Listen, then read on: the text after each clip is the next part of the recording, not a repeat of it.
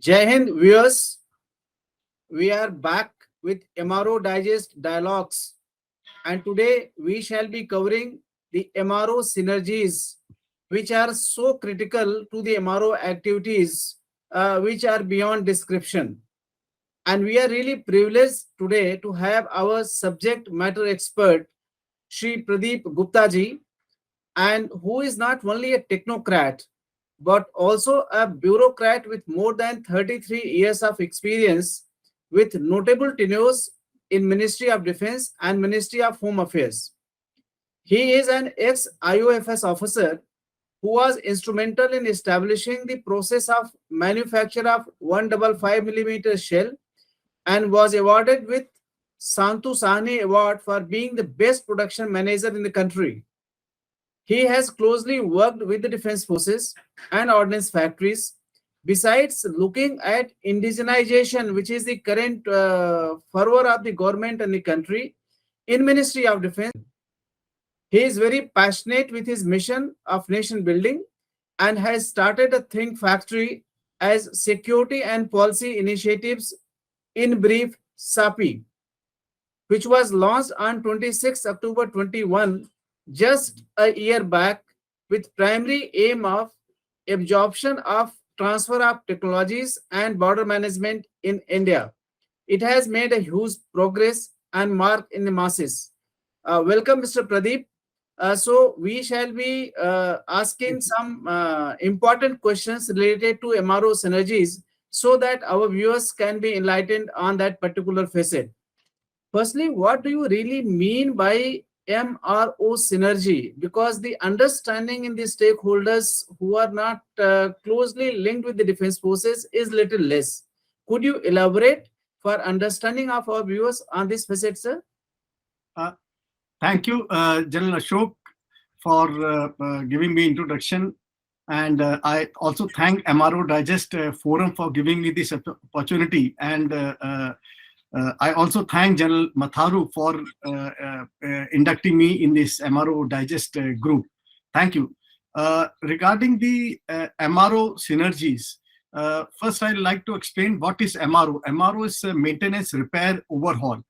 It is synonymous with the aircraft maintenance, and aircraft are mobile platform, and it carries the human as well as the cargo, and it's very critical. So the MRO means the maintenance of any aircraft is extremely mission critical. There, from that the definition, I try to build it backward, like at the indigenization stage, at the conceptualization, that is designing stage, and as well as in the civilian domain, there are a lot of synergies or the linkages can be established to hone up these processes too, with the feedback or the experience we gain in the MRO. So just like see in indigenization, MRO personnel are the first to see the inside out the component, subcomponents. Similarly, for the design, their feedback about the performance of any part or subpart, or even the whole system as a whole, this can be very, very valuable for the people who are involved in those processes. Similarly, in the procurement, while deciding on the procurement actions, normally the seller or the manufacturer or the company which is selling the equipment gives the list of spare parts. And also we have the life cycle cost criteria. So while deciding on the LCC, the experience of MRO personnel is extremely critical. So this is where I have come with the word that MRO synergies with the procurement process, and MRO synergy with the indigenization process, MRO synergy with the designing and conceptualization purposes. And also I would like to in the end mention about the civilian domain MRO and the military domain MRO to be synergistic to have better output. This is what in other areas too we can have it, but then the list goes endless.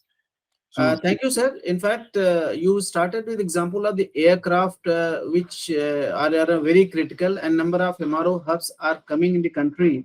And you also highlighted that the MRO is actually needed in not only in the three services but also in the civil domain. Besides having their integral synergies within the three services, the synergies also required with the civil and number of other fields also you highlighted, sir. And really speaking, the another very important aspect you highlighted that the person who is undertaking MRO, he has got the in-depth knowledge of the equipment, including down to the sub-component level, and therefore he can provide the crucial inputs for modification of designs, upgrades, and future procurements. So, in your wisdom, sir, how the insights of MRO can be leveraged for indigenization, where the country is currently having the push in all domains? Thank you, General Kumar. Very good question. I had dealt with indigenization process in while I was OSD indigenization in the Ministry of Defense, and I had seen the issues and problems for the MSME, because bulk of the indigenization process is carried by these MSMEs and other similar industries across the country.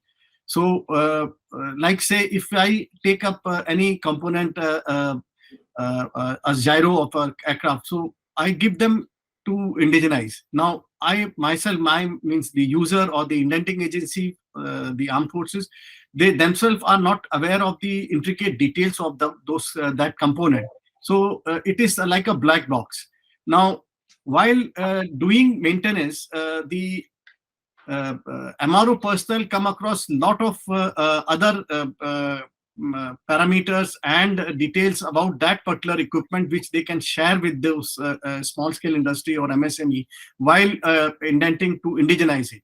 So this is where one first engagement happens, where the indigenization knowledge can be buttressed by the MRO personnel. Second is the ideas about the material composition, the integration with other parts. So there is a lot of inputs which can be obtained by the industry from these MRO personnel. I would suggest that while indigenization is happening with the MSME, there has to be very institutionalized close interaction of the MRO personnel with the MSME, which is doing the indigenization of those components. I've seen in certain armed forces maintenance shops as well as the dockyards, where they have been able to indigenize the valves of the Russian vintage, and with the help, hand-holding with the industry. So this is all done by, it's already happening in the armed forces, but it has to be hastened up to give fillip to the indigenization process. I visualize because lot of push is being given in the indigenization process by the government through the Atmanirbharta mission. India emerging as an indigenization hub. It's a very different kind of knowledge which the industry will obtain, and the users or the MRO personnel can also be part of this particular race to indigenization. This is what I foresee as the indigenization synergy of the MRO personnel. Thank you, sir. Actually, the indigenization has to be addressed in totality at multiple levels. And really speaking, if you see, sir, we don't have to fight the wars of past. If we have to be relevant as a country, we have to be ready for future wars. And future wars will require high-end improved weapon systems. So could you just explain and throw some light, sir? How can the MRO knowledge be used for designing an improved weapon system so that we are future ready for the war, sir?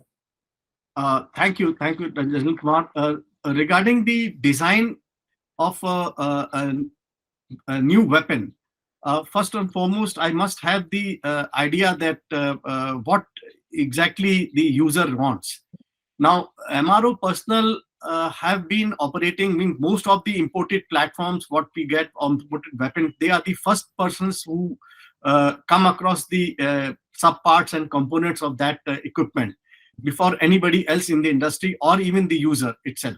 User means the officers or the personnel involved with the operations of those equipment. So they understand the operation, the functionality, the intricacies of that equipment that very knowledge can be leveraged by the designers to conceptualize, because if there is a strong synergy of these two streams, the MRO stream as well as the designing stream or the research and development stream, they can visualize. I'm very confident with the kind of the capabilities the Indian technical personnel have. They can conceptualize a weapon of their own. As of now, we are mostly using the equipment, mostly rather almost, I would say 90 to 100% equipment designed, conceptualized abroad, means either in Russia or in West. So this is a very good setup. I mean, if it evolves, that the MRO experience synergized with the design capability to come up with a very unique design of our own weapon system, which is practicable and can be made. Lot of things happen at the subcomponent and component level. Those knowledge can be used. It's just like we have a lot of engines in various platforms. Like if you say ship, we can have some idea from the Indian ecosystem capabilities, that what kind of system they can make and what are the best required. And in the best required, the MRO personnel know that what are the performance criteria, what are the requirements of that, how it can be even conceptualized. They can, from very insightful MRO person, can even throw light on that. So this is where we can utilize the MRO design knowledge, MRO maintenance knowledge with the design person. There are a lot of minor micro details which I think have to be discussed separately, because design stream is totally very specialized and very separate thing. But then this MRO input can be very invaluable for that. Thank you very much, sir. In fact, even with the indigenization process, whether we produce the entire equipment for us and also for the world in India, or keep importing little bit of it, the procurement will remain a constant factor, whether we procure from our own industry or any supplying source anywhere in the world. Currently, sir, our procurement is based on the L1 model, whereas the cost is compared at the time of the equipment being offered, and not as to how the cost is going to reflect once the entire life cycle of the equipment is run. And therefore, an equipment which may appear cheaper and may qualify on the L1 model may ultimately turn out to be very costlier in the long run, taking care of the MRO needs in due course of time. So, sir, could you just help us understand as to how MRO can help in assessing the life cycle costs of new weapon systems under procurement? Thank you, General Kumar. This is a procurement process. Is a complex process, and is not only should be based on the user requirement, mean the operational requirement, because once you purchase the equipment, there are a lot of things which will happen subsequent to the purchase of equipment when it is in the life of the equipment. It's a running cost, it's a operational cost, it's a maintenance cost, everything will come. And it is said, or rather some statistics must be there, but what I have come across, roughly 60 to 70% of the cost incurred over the entire lifespan of that equipment, say for 20 years, 15 years, is related to maintenance, the recurring cost, whatever we have, like we have to replace parts or after certain number of operations, or after the life of that equipment is ended. So like documenting, identifying and documenting all the cost involved in the life of the equipment, right from the time when it is conceptualized to produced, and then it is operated over say 10-15 years. Of this, we found that the MRO cost, what we call maintenance, repair and overhaul, is roughly 60%. So here there is a lot of scope to reduce the cost, and that can only be done when the decision is being taken to purchase or procure that equipment. So there is, as you must be knowing, that concept of life cycle cost. though the defense acquisition procedure has that particular criteria, but it requires to be honed quite a lot. Some standard processes and the formulas have to be evolved. There are a lot of discussions taking place in the defense accounts and also in the armed forces about the LCC involved, especially in the aircraft and such comprehensive platforms over, because today you may find an aircraft cheap, but then over the period of 20 years, 30 years of its life, it becomes very expensive. So there a lot of feedback or the experience of the MRO personnel can be very, very means invaluable, critical for taking decision at the procurement stage. So there we can take a better, like I have to consider an alternative platform. So there are 5 platforms with us, and if we see the equipment price, certainly one equipment may be less or more expensive, but then the life cycle cost over 30 years, when you use that equipment, your cost will go up because the engine replacement will take place or this, that. That is where we have to take a very conscious decision. That is one. Secondly, over a period of time, there are issues of availability of spares, though the equipment maker says for 10 years, but then we have because we are not as rich as the Western nations where we can discard the platform. We have been using platform for more than 30 years. So there the issues of commonality of the equipment spares with the other similar equipment we are using. So the MRO feedback is very essential, because they are the persons in the armed forces or in other domains too, who are inside this particular field at the micro level, at the macro level. So without MRO, I feel that the procurement process will not be fine-tuned and will be mostly taking decision which is incomplete, or maybe in a, I would say, in a haste we have taken this decision. So life cycle cost fine-tuning as per DAP is very much required, and then it can take the better equipment. Thank you very much, sir. In fact, for our viewers, it will be interesting to know that Mr. Pradeep Gupta has himself done a pioneering work more than a decade back on the life cycle costs. Though we are yet to implement it in a totality, because it will also require a lot of objective assessment as also the data mining, and hopefully in due course of time we will move towards that. Sir, we have some idea about the MRO in defense process, but we have a lot of our viewers who are in the civil domain and the industry. Could you tell us broadly about the concept of MRO in the civil domain, sir? Good question. As in the beginning, I mentioned that MRO is synonymous with the aircraft maintenance. India is fast emerging as MRO hub for the civil aircraft too, besides the military aircraft. So there is a lot of talk because we are buying aircraft. The aviation sector is booming in India. It means the newer airports are being formed, constructed. We are getting newer airlines, more aircraft. So obviously it is wise to have the MRO hubs here. Earlier, we used to see that the aircraft used to fly to Belgium or to some other European nations or to some Southeast Asia nations for the overhauling and maintenance, repair, etc. Recently, I found that a lot of firms or the establishments have come up in the private sector, which are taking up MRO. May not be in that sense which is done in Europe, but then it's a beginning, no wonder, but it will take time to gather pace. So whatever experience the civil domain is having, the military domain can certainly use that, and vice versa. Lot of aircraft parts are common in the civil and the military aircraft.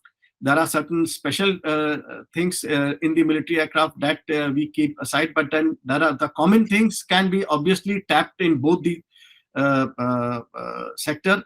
That knowledge which is available in civilian side and in the military side can be combined, and we can have economies of scale too. Like We have a central maintenance command for the Air Force in Nagpur. Nagpur is that is why not because of the CMC, but then there are other issues too because of its location in the country, right, east, west, north, south. It is a fit position for a location for MRO activities to come up, and a lot of things are happening in that place. Regarding Air Force, we have BRDs where the maintenance and repair activities of the aircraft takes place. Like in Kanpur, we have one BRD, we have Sunur, we have Nashik. And in Kanpur, we are coming up with the industrial corridor. A synergy can definitely be built up there, like the small MSMEs can come up in the industrial corridor where a lot of support activities of the BRD, if uh, offloaded to these small industries, can come up, and these industries in turn can also benefit the Indian civil aviation sector or two. So like this, the synergies can be built, or at least in the common areas of the both the military and the civil aircraft, and it can be taken up, and the country will ultimately benefit quite a lot from this. This is just one aspect. There are several other areas too where the civil and the military domain, not only civil aircraft, but then there are maintenance templates which are being used, being followed in the civil sector for the plant and machinery, and those feedback can be used by the military personnel. And similarly, the like in MRO Digest, I have come across a lot of insightful discussions taking place, which I feel must be tapped by the civilian industry too. Like additive manufacturing and other, there are a lot of things where it can be. So synergy of the civil domain MRO and the military domain MRO must be done, and in an institutionalized manner. Country will ultimately benefit in this, and of course the Atmanirbharta mission will get catch pace with this. I think. Thank you very much, sir. We and our viewers have really got a hang of today about the MRO synergies, also the as to how that maintainer who has the insights of MRO that can be leveraged for indigenization as well as the designing of improved weapon systems. We have also learned greatly from you today as to how the MRO can assist in assessing the life cycle costs so that we take a more potent and fair economic decision for the benefit of the country. And also in the end we have learned about the need and opportunity both between the military and civil domain in the MRO field, sir. Thank you very much for sparing your time, sir. We are really grateful. uh, uh, Viewers, this was Major General Dr. Ashok Kumar in dialogue with Mr. Pradeep Gupta, who has spoken to us our MRO synergies. We shall be back with you on more subjects with insights of the subject matter experts. Jai Hind, Jai Bharat.